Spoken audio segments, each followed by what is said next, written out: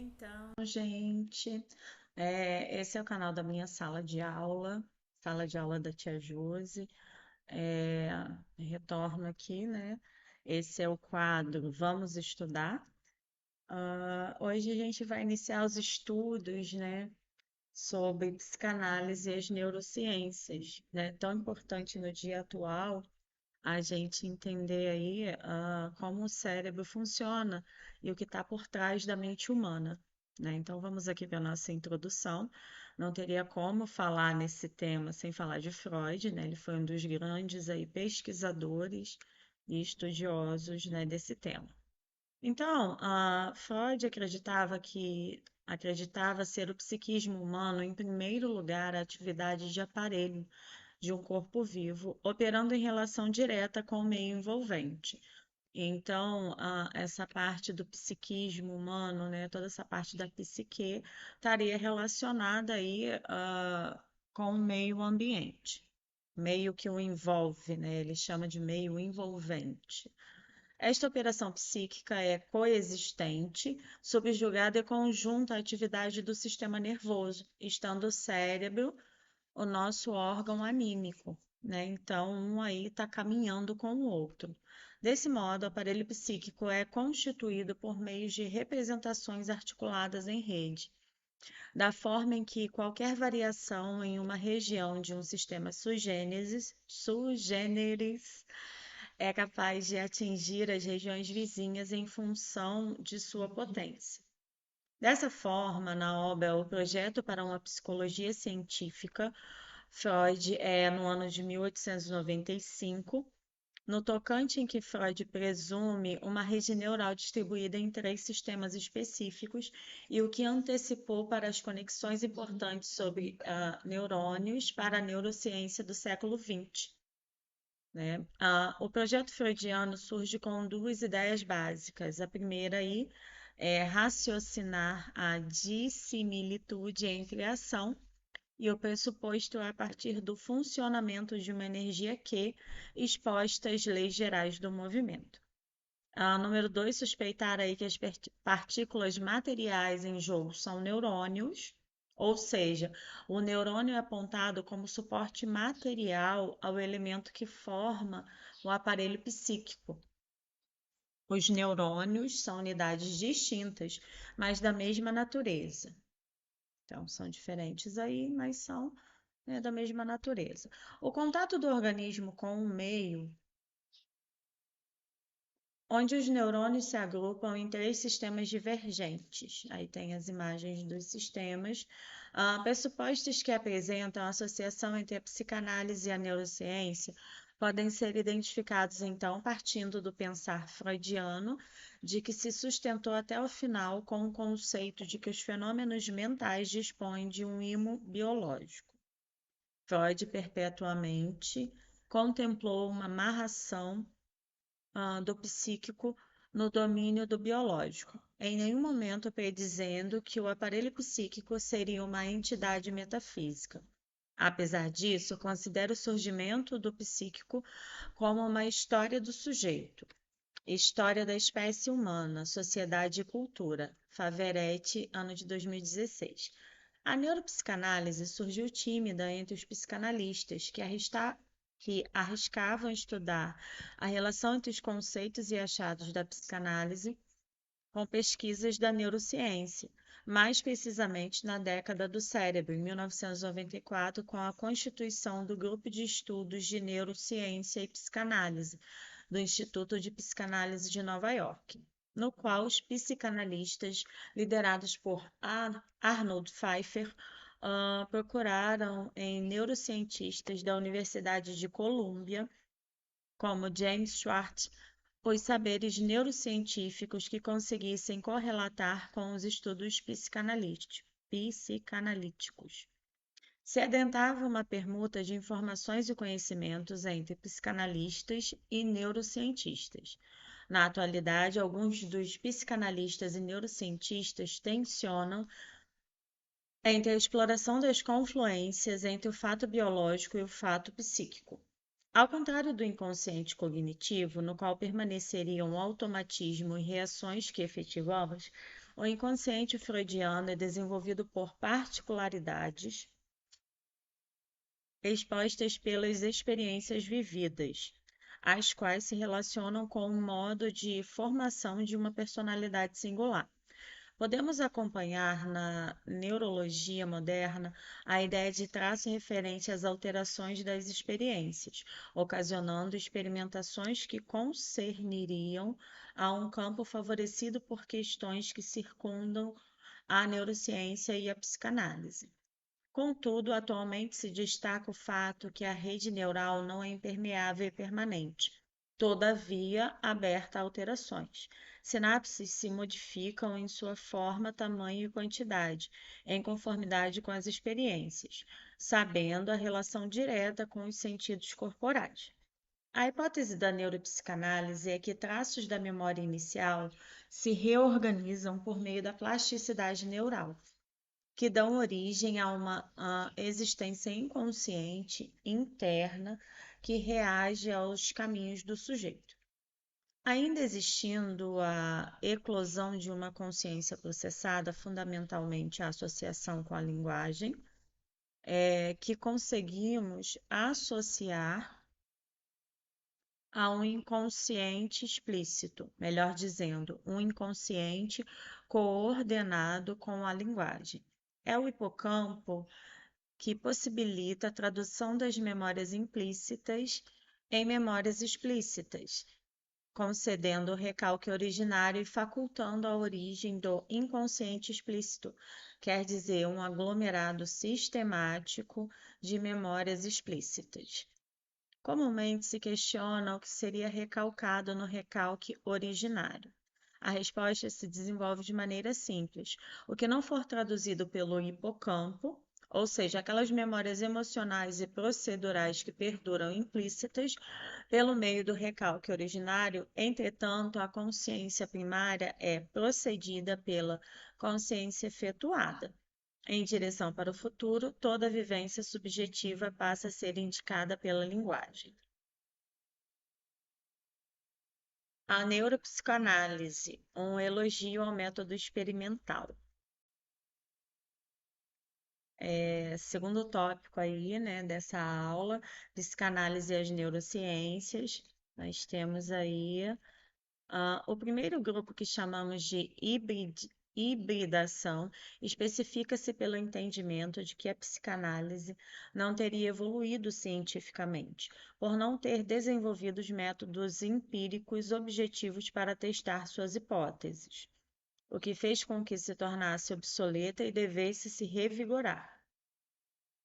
Para atingir esse objetivo, a psicanálise deveria importar o modelo de ciência adotado nas ciências físicas e naturais, experimentalizando-se para se tornar, enfim, científica.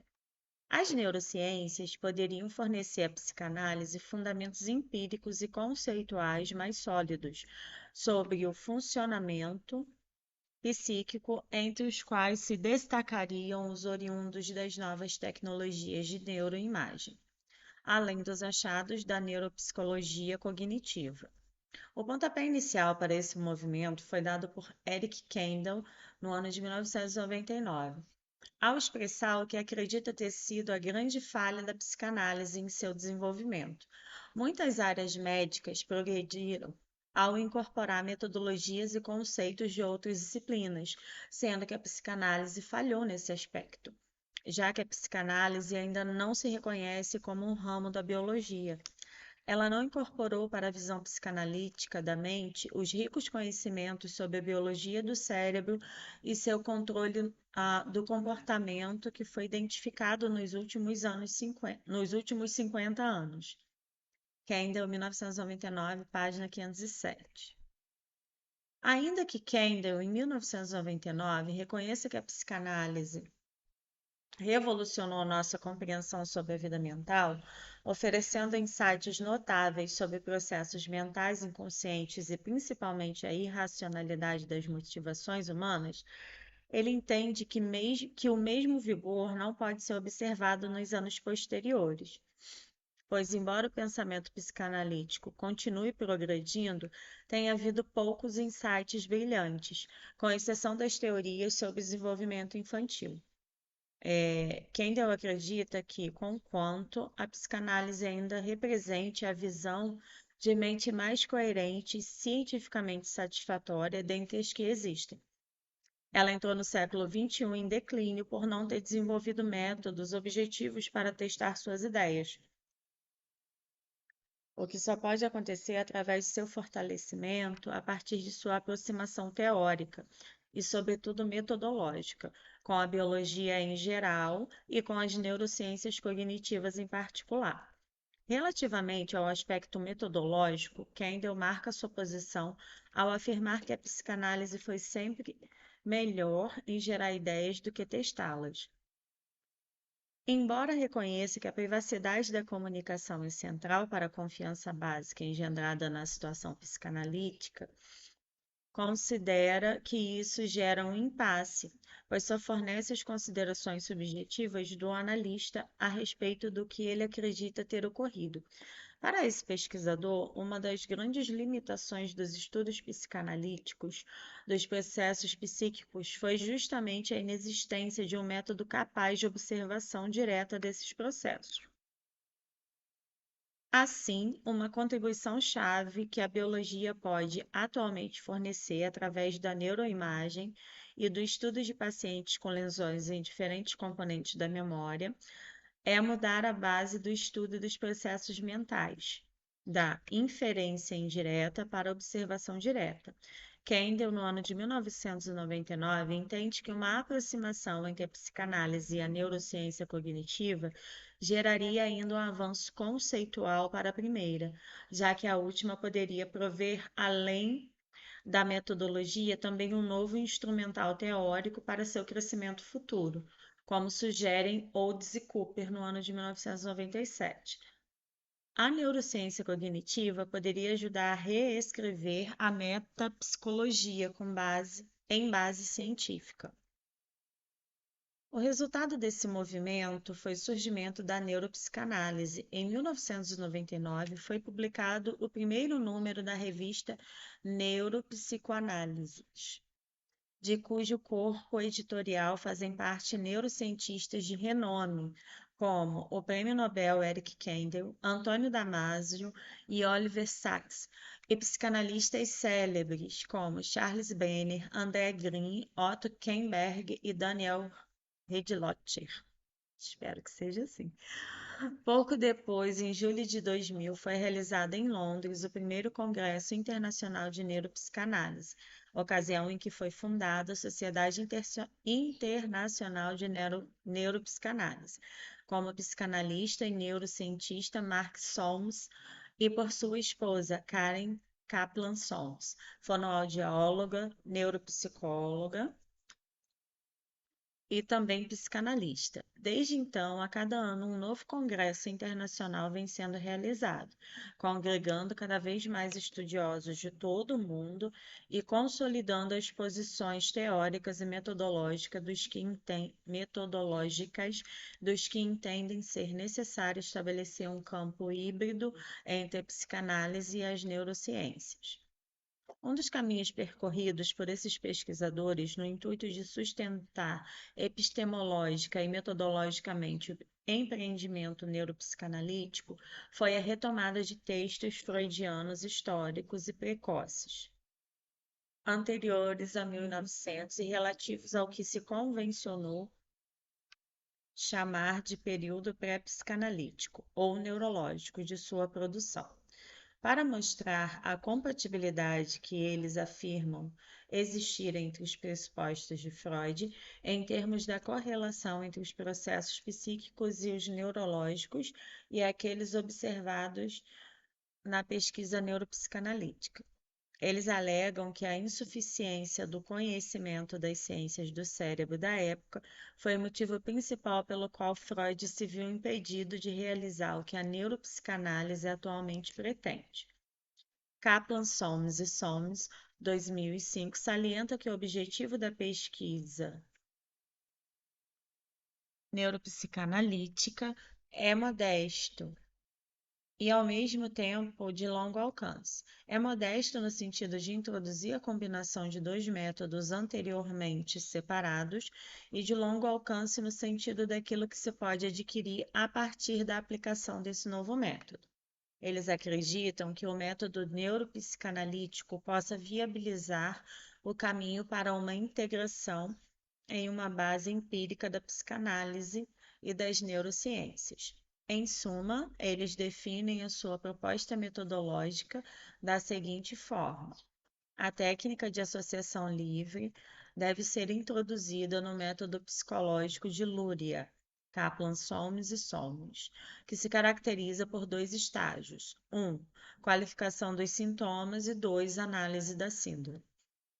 Apesar de reconhecer que a psicanálise é o melhor método disponível, quando se chega àqueles aspectos mais profundos da vida mental que a neuropsicologia não estudou, os autores afirmam que, ironicamente, devemos o desenvolvimento de um procedimento clínico, ou seja, um método psicanalítico, ao fato de Freud ter abandonado métodos científicos de investigação quando se deu conta de que eles eram incapazes de acomodar a natureza dinâmica e virtual dos processos mentais.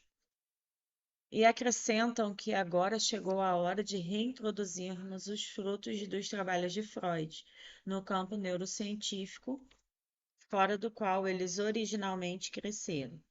Ao fazê-lo, os pesquisadores acreditam estar aptos a reunir a psicanálise com a neurociência numa base clínica sólida.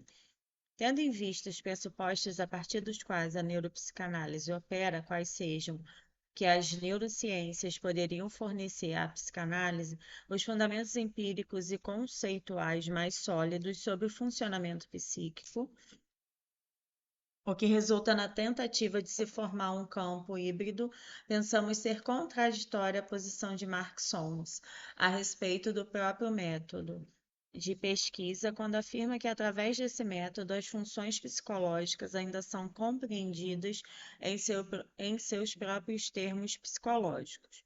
Sua estrutura essencial dinâmica é respeitada e resguardada. Elas não são reduzidas à anatomia e à fisiologia. O que, na verdade, observamos através da análise dos casos clínicos entendidos por esses pensadores é uma fusão da compreensão psicanalítica com a descrição neuropsicológica, o que indicaria, ao nosso ver, uma tentativa de tornar a psicanálise científica e mais aceita por outras áreas do saber, que, por sua vez, poderiam conferir credibilidade às hipóteses psicanalistas psicanalíticas. Considerando-se o que está implícito neste grupo, ou seja, uma hierarquização de modelos epistemológicos em que é conferido às neurociências um lugar de privilégio em relação à psicanálise, exacerba-se o risco de se realizar nessas pesquisas uma redução explicativa, e não apenas a necessária redução metodológica. Andrié e Ehrenberg destacam existir em qualquer campo de observação uma redução metodológica interna, que é necessária para a constituição de qualquer saber, mas corre o sério risco de deslizar para uma redução explicativa e ideológica, ou seja, para uma explicação generalizada a partir de resultados parciais ou válidos somente em um campo inicial. Por exemplo, em um trabalho recente, Solms identifica a libido, conceito metapsicológico que se refere à energia sexual que gera a força mental com o sistema de recompensa, conceito neurocientífico relacionado com o prazer, e comportamentos de adição, mediado pelo agente químico dopamina. Ele defende que esses conceitos funcionam do mesmo modo, parecendo ignorar que uma possível convergência entre eles não significa uma identidade. Aqui seu reducionismo explicativo fica evidente.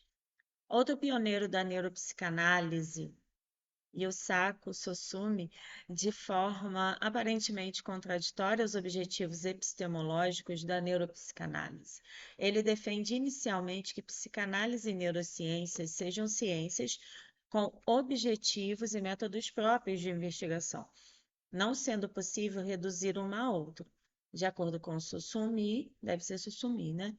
Contudo, a neuropsicanálise, em seu trabalho de investigação em duas vias, deve pretender consolidar cientificamente os conceitos metapsicológicos resultantes da observação acurada em anos de testagem na prática psicanalítica. Às neurociências caberia auxiliar no reconhecimento e na correção dos erros, na afinação e na apuração dos dados imperfeitos e na correlação dos fenômenos psíquicos com os fenômenos neurais concomitantes, ao nível dos órgãos, das células e das moléculas. É interessante notar a contradição de Sussumi quando, apesar de afirmar que psicanálise e neurociências são duas ciências que produzem objetos e métodos próprios de investigação, defende que as neurociências poderão consolidar cientificamente conceitos metapsicológicos e apurar dados imperfeitos. Vamos parar por aqui. Daqui a pouco eu volto com a aula 2.